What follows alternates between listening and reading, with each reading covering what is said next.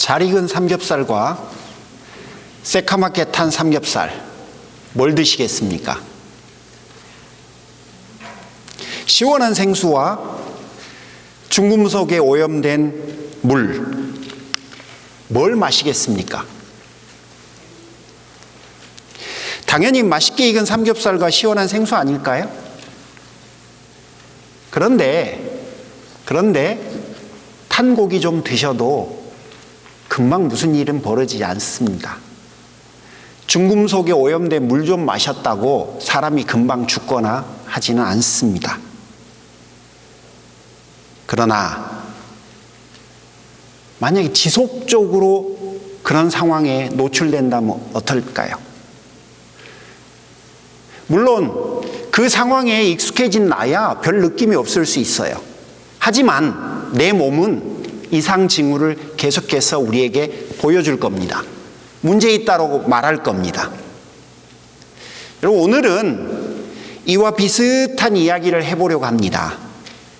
아무 문제 없어 보이는 것 같으나 결국 우리를 병들게 만드는 이슈, 복입니다. 복.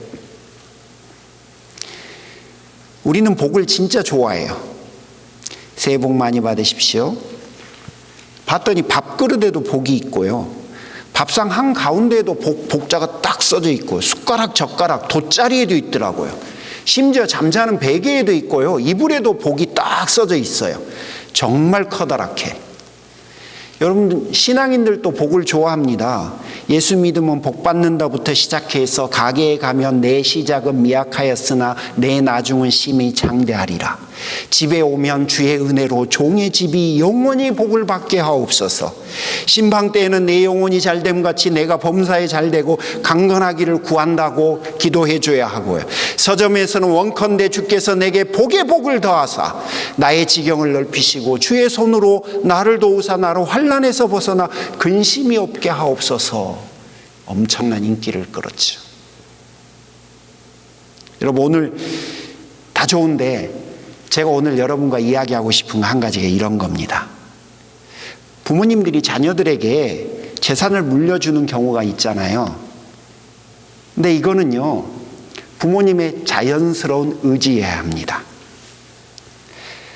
자녀들이 만약에 많은 상속을 바라고 많은 상속 받으려고 하는 마음으로 부모님을 섬긴다면 이건 공경이 아니에요.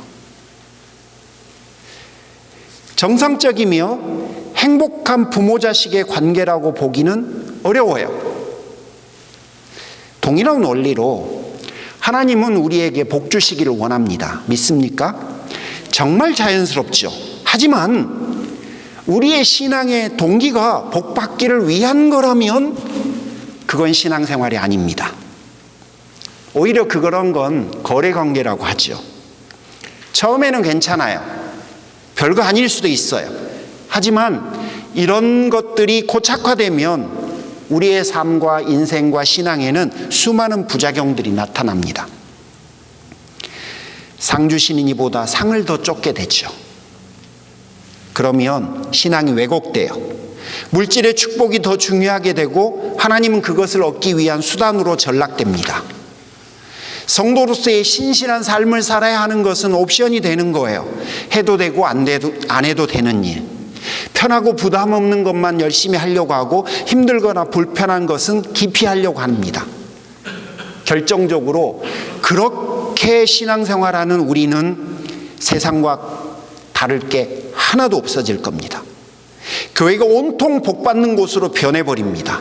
신앙이 거래가 되고 신앙이 비즈니스로 변할 겁니다.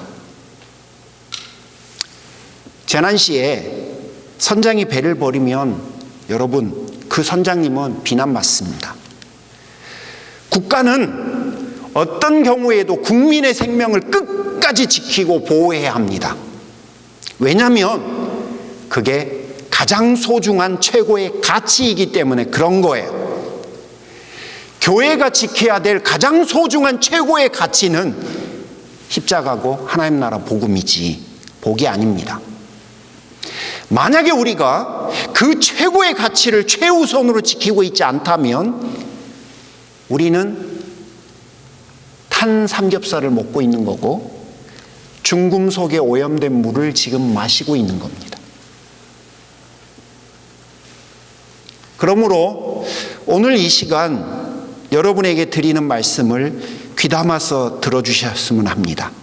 사실은 저는 설교자로서 참 우리 교회의 컨텍스트가 좋습니다. 저에게는 설교자로서 복이에요. 왜 그러냐면 제가 이 메시지를 전달해도 되겠다라고 3년 만에 마음을 먹었기 때문에 그렇습니다. 여러분은 별거 아니라고 들으실지도 모르지만 오늘 제가 여러분에게 드리는 메시지의 핵심은 지금까지 혹시 여러분이 들으셨던 메시지의 핵심을 통째로 흔드는 그런 이야기가 될 수도 있거든요. 그런데 여러분, 제가 그거를 전해도 되겠다라고 마음을 먹으니 설교자로서 저는 복을 받은 사람인 거고, 소원이 있다면 여러분이 좀 진지하게 오늘 메시지를 듣고 고민해 보시고 수용하실 수 있으면 수용해 달라는 겁니다. 오늘 본문을 먼저 해석하겠습니다. 성도들에게는 누구나 마찬가지예요. 모든 성도들은 하나님이 두 개의 부르심을 받았습니다. 모든 사람에게는 두 가지의 부르심이 동시에 임합니다. 첫 번째는 모든 누구에게든지 공통으로 임하는 부르심이 있습니다. 그 부르심은 똑같아요. 누구에게나 다 똑같아요. 하나님을 사랑하고 이웃을 사랑하라. 그 사랑에 대한 부르심이 모두에게 임하는 공통의 부르심이에요. 그 다음에 두 번째 부르심은요, 모두가 다 다릅니다. 그 사람에게만 구체적으로 그 개인에게 특별하게 주시는 부르심이 있습니다. 오늘 바울이 하고 싶은 이야기는 이 두 번째 이야기입니다. 각자의 인생을 살아가면서 하나님이 그 개인에게만 특별하게 주신 것이 있습니다. 그 이야기를 오늘 본문 10절에서는 바울이 뭐라고 하냐면 내게 주신 하나님의 은혜 이렇게 말합니다. 그러니까 바울에게 주신 하나님의 은혜인데요, 이 바울에게 주신 하나님의 은혜는 그냥 추상적으로 생각하시면 안 되고 바울 그 개인에게 하나님이 주신 하나님의 구체적인 기대 이겁니다. 뭐 조금 더 구체화시키면요, 그냥 사도예요. 이 단어를 제가 쓰면 여러분은 난 사도 아닌데 해버리실까 봐 사실은 제가 그 단어를 좀 주저했던 겁니다. 그런데 여러분은 사도로 부르시지 않았고 사도의 소명을 주시지 않고 다른 걸 주셨을 거예요. 모두에게 각자 다 다른 것들을 주셨을 겁니다. 지금 그 이야기를 하는 겁니다. 오늘 본문 3장 10절부터 15절까지는 이런 이야기로 바울이 전개를 시켜요. 바울이나 아볼로는 하나님 나라인 교회를 위해서 하나님이 부르셨어요. 그리고 그 개인에게만 기대하시는 것을 요청하셨어요. 바울은 교회를 시작하라는 거예요. 그래서 바울은 평생을 거쳐서 자기 인생을 들여서 그 교회를 시작하는 일을 했습니다. 특별히 고린도 교회를 시작했어요. 아볼로는 그 바울의 바톤을 이어받아서 그 교회를 잘 양육하는 일을 부여받았어요. 그래서 바울은 심고 아볼로는 물을 주었고 하나님은 자라게 만드셨어요. 다 달라요. 다 각자가 해야 될 일들이 다 틀려요. 그런 것처럼 우리에게도 이런 류는 아닐지라도 다른 방식으로 하나님은 여러분에게 그분이 여러분에게 기대하시는 무언가가 모두에게 다 있어요. 자, 그 이야기를 하는 겁니다. 그런데요, 오늘 본문 첫 번째 말미에 가면 하나님이 이상한 말씀을 하세요. 내가 마지막 날 결산을 할 거라는 거예요. 내가 너에게 기대했고 너에게 요청했던 것에 대해서 지금 너는 그것들에 대해서 별 마음 없이 인생을 살아갈지 모르지만 마지막 날 네가 나에게 오고 내가 너를 소환하면 그때 나는 너에게 결산이라는 걸 할 거라는 거예요. 그래서 그 결산의 때가 되어서 금과 은과 동처럼 불이 지나가고 남아있으면 그리고 또 불이 지나갔는데 풀과 나무와 이런 것처럼 사그라지고 하게 될 거라는 거예요. 이 둘의 차이가 뭡니까? 도대체 뭘 의미하는 겁니까? 심플해요. 정말 간단해요. 그분이 나에게 기대하신 그 일을 그 기대대로 하면 남는 거고, 그분이 기대하시는 것을 무시하면서 살았거나 그분이 기대하는 방식대로 하지 않았으면 그거는 허무하게 아무것도 남지 않고 죄만 남을 거예요. 그 이야기가 오늘 본문 첫 번째 본문의 핵심입니다. 자, 그러면 나는 내가 크리스찬이고 내가 하나님의 사람으로서 지금 하루하루 인생을 살아가는데 뭐가 어떻게 남는 거고 뭐가 어떻게 남지 않는 겁니까? 간단해요. 그분이 하시라는 거를 그분의 방식대로 쫓아서 하면 남는 거고요. 그분이 하라는 것을 아무 관심 없이 무관심하게 인생을 살아가면 하나도 안 남아요. 안 남아도 상관없는 거 아닙니까? 상관없습니다. 상관없습니다. 다만 부끄러움만 느낄 뿐이죠. 그리고 허무함이 우리의 인생의 마지막 순간을 장식할 뿐일 겁니다. 그렇다고 우리가 구원을 못 받는 거나 구원을 받거나 그 모든 것들이 좌우되는 것은 결코 아니에요. 하지만 우리 인생은 부끄러울 겁니다. 그리고 허무할 겁니다. 왠 줄 아십니까? 인생 잘못 살았기 때문에 그렇습니다. 자, 오늘 본문에 대해서 전통적으로 우리는 이렇게 이해해 왔습니다. 제가 전통적으로 우리가 이해해 온 그 이야기를 말씀을 좀 먼저 드려볼게요. 믿는 사람은 심판의 날 구원을 받게 됩니다. 믿음으로 열심히 봉사하며 섬긴 사람은 구원뿐만 아니라 상급을 받게 될 겁니다. 예수께서 두 팔 벌려 여러분을 환영해 주실 거고, 짜장면, 짬뽕, 탕수육, 또 뭐 있죠?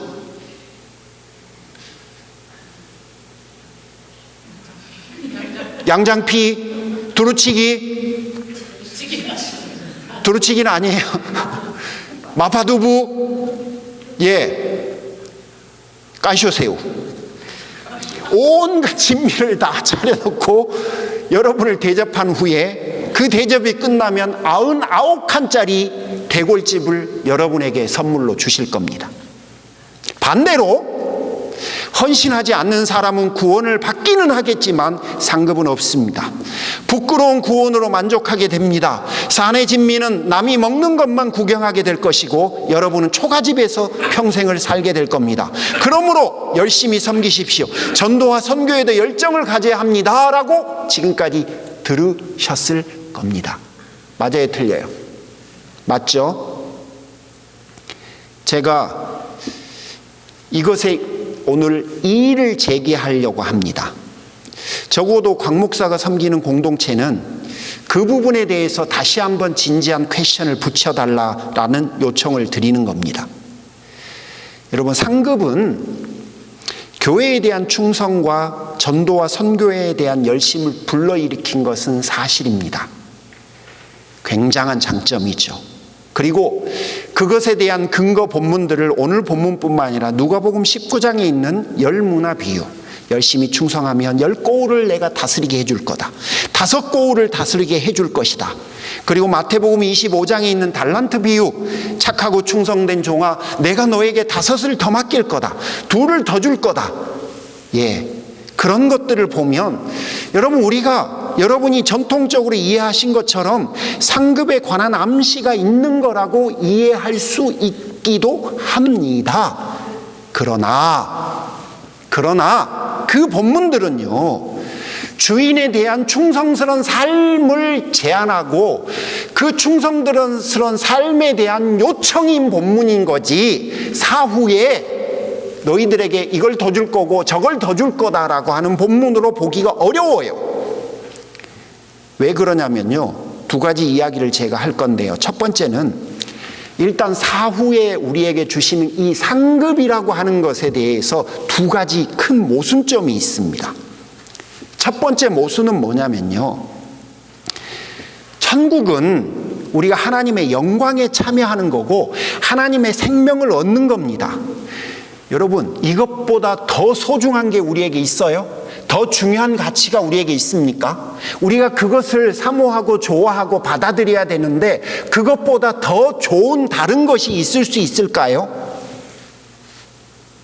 그런데 상급을 강조해? 그러면요, 여러분 솔직히 천국이 좋기는 하지만 천국보다도 천국에서 받을 상이 우리에게 더 매력적인 거 아니에요? 엄밀히 말하면? 그러면 하나님이 우리에게 주실 영광과 그분이 우리에게 주실 생명의 가치보다 우리는 상에 더 가치를 두고 산다는 거예요. 여러분, 세상에 이런 아이러니가 어디 있어요? 태평양 바다에다가요 제가 가서 바가지로 물 10바가지 100바가지 더 부은다고 뭐가 달라지나요? 태양 앞에 촛불 켜놓는다고 여러분 그 태양이 더 밝아집니까? 그럴 리가 없잖아요.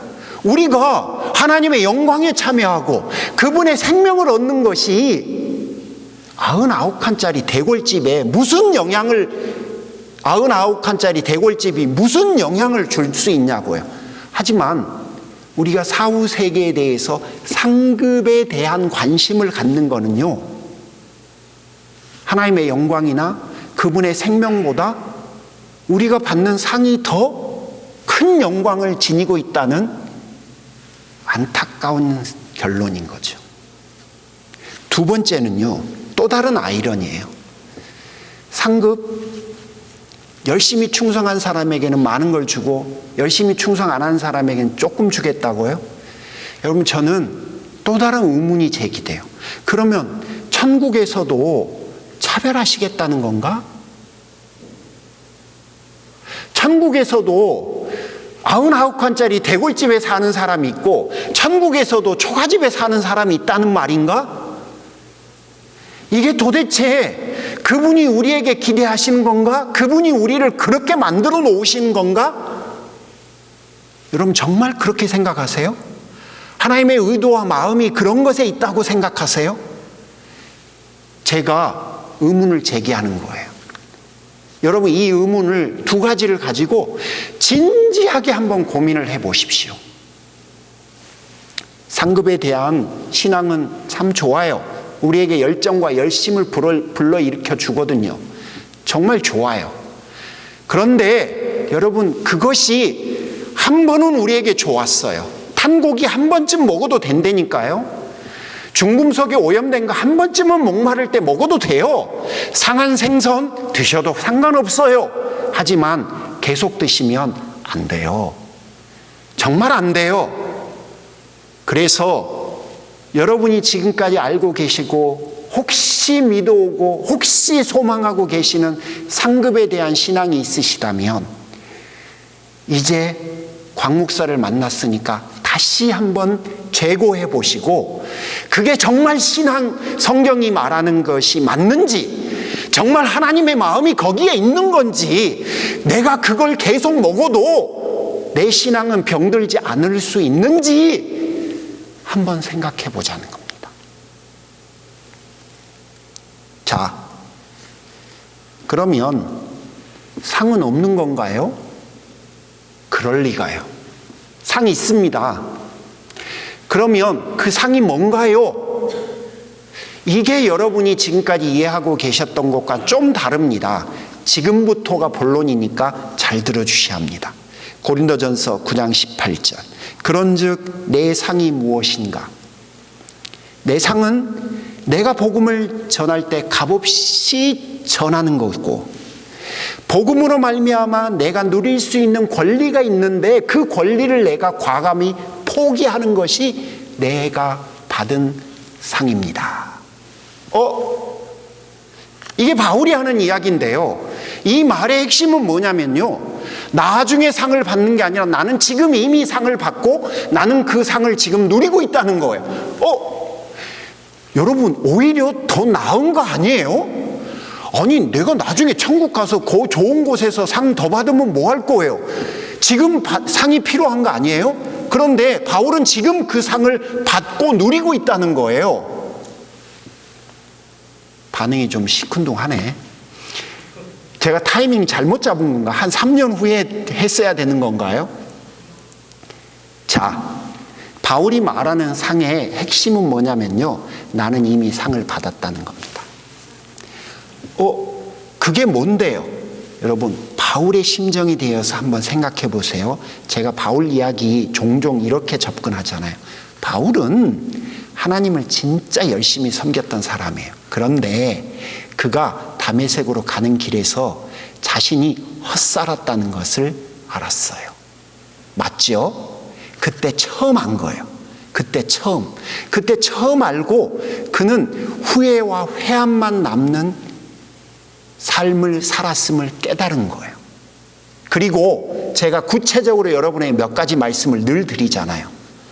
하나님을 위해서 한다고 스데반을 죽였는데, 여러분, 하나님을 위해서 했다고 사람을 죽이기까지 했는데 사실은 그게 하나님을 위해서 한 게 아니라 그냥 사람을 살해한 것이라는 걸 깨달은 거예요. 어땠을까요? 그가 스데반이라고 하는 그 고귀한 생명 앞에 그가 어땠을까요? 그리고 예수 믿는 사람을 잡아서 감옥에 넣는 것이 하나님을 기쁘시게 하는 일이라고 생각하고 믿고 예수 믿는 사람을 주구장창 잡아서 감옥에 넣었어요.